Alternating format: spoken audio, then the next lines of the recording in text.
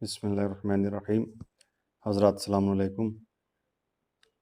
ایک چھوٹا سا واقعہ جو آپ تک پہنچانا تھا، اور اس میں ایک بہت بڑا پیغام ہے۔ شاید کچھ لوگوں کے سوال کا جواب بھی اس میں ہو، یا کبھی اس بارے میں غور کیا ہو یا جاننے کی کوشش کی ہو۔ واقعہ کچھ اس طرح سے ہے کہ ایک آدمی چھٹے امام جعفر صادق علیہ السلام کی خدمت میں حاضر ہوا، اور آنے کے بعد اس نے کہا کہ میں بہت غریب اور فقیر آدمی ہوں، بہت پریشان حال ہوں، تو میرے لیے دعا کر دیں تاکہ پروردگار میرے روزی میں وسعت دے دے، یعنی اضافہ ہو جائے، اور مجھے تمام پریشانیوں سے چھٹکارا مل جائے، نجات مل جائے۔ تو وہ امام کے پاس آیا تھا دعا کی گزارش لے کر کے، امام دعا کر دیں، اور اس میں کوئی مسئلہ نہیں ہے، ایک دم صحیح جگہ پہ آیا تھا وہ۔ جب اس سے پہلے اس نے خود دعا کی ہوگی، جب دعا مستجاب نہیں ہوئی تو امام کی خدمت میں آیا ہوگا۔ تو جب اس نے اپنی پریشانی بتائی کہ میں فقیر آدمی ہوں، میں پریشان ہوں، لہٰذا میرے لیے دعا کر دیں تاکہ میری رزق میں اضافہ ہو جائے، اور جو تمام پریشانیاں ہیں وہ دور ہو جائیں۔ تو امام علیہ السلام نے فرمایا کہ میں تیرے لیے ہرگز دعا نہ کروں گا۔ بالکل امام نے منع کر دیا کہ میں تیرے لیے دعا نہیں کروں گا۔ تو اب یہ اب امام دعا نہیں کریں گے تو پھر انسان کس کے پاس جائے گا اس سے دعا کرے؟ اس کا مطلب تو اس کے لیے کچھ نہیں ہو سکتا تھا۔ اب امام نے منع کر دیا کہ میں تیرے لیے ہرگز دعا نہیں کروں گا، تو اس شخص نے بالکل مایوسی کے ساتھ کہ جب کیا وجہ ہے امام کہ آپ ہمارے لیے دعا نہیں کریں گے؟ اب جو امام علیہ السلام فرما رہے ہیں اس پہ ہم سب کو غور کرنا چاہیے، تو ان سے ہمارے بہت بڑے مسائل حل ہو جائیں گے اگر ہم تھوڑا سا غور کر لیں، تھوڑا سا سوچ لیں اس کے بارے میں جو امام نے جواب دیا ہے۔ جب اس نے پوچھا کہ مولا کیا وجہ ہے کہ آپ ہمارے لیے دعا نہیں کرنا چاہتے ہیں، نہیں کریں گے، تو امام فرماتے ہیں کہ تجھے اچھی طرح معلوم ہے کہ پروردگار عالم نے اس کام کے لیے ایک راستہ معین کیا ہے۔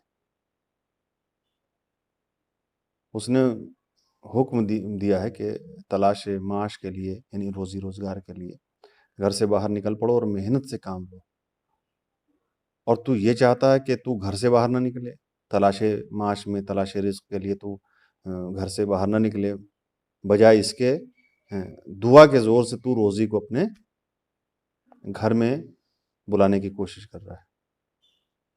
مطلب تو نہ جائے باہر، تو کوشش نہ کرے اور روزی تیرے گھر آ جائے۔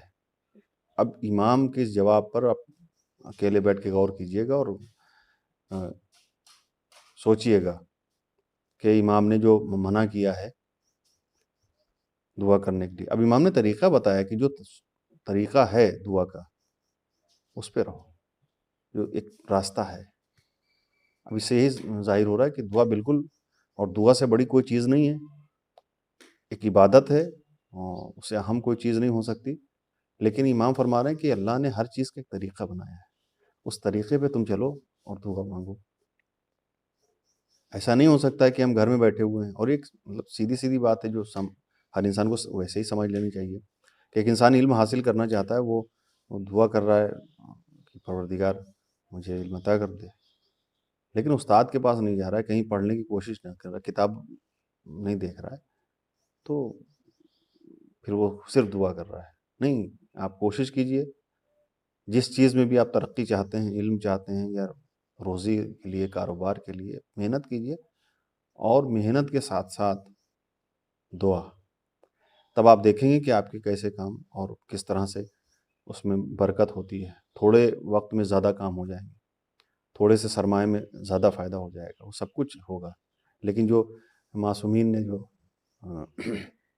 طریقہ بتایا، جو سلیقہ بتایا، بعد میں انشاءاللہ اگلے ویڈیو میں عرض کروں گا کہ جو آداب دعا ہیں، کچھ وقت معین ہے کہ جس میں دعا کے قبول ہونے کی زیادہ امکانات ہوتے ہیں، وہ ساری چیزیں اگلی ویڈیو میں آئیں گی۔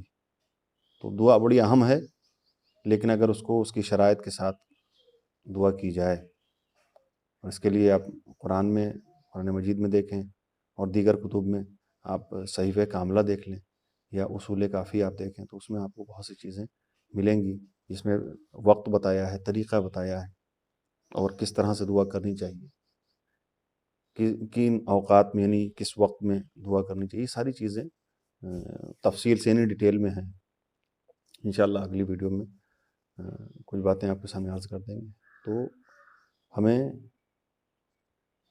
دعا کے ساتھ کوشش، اور کوشش کے ساتھ دعا، انشاءاللہ ہر مسئلہ حل ہوگا. انشاءاللہ جو بھی جائز چیزیں ہوں گی وہ بالکل اللہ پوری کرے گا.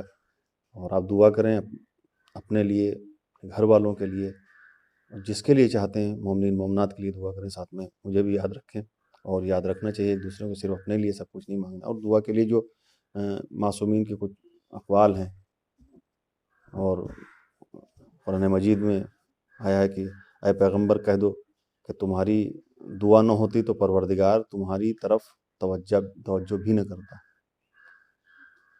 ایسی بہت سی آیات کے ترجمے آپ دیکھ لیں تو اس میں ملتا ہے کہ دعا کتنی اہم ہے.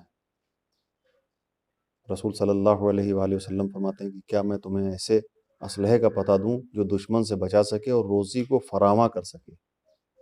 یہ اسلحہ دعا ہے. ایسے آپ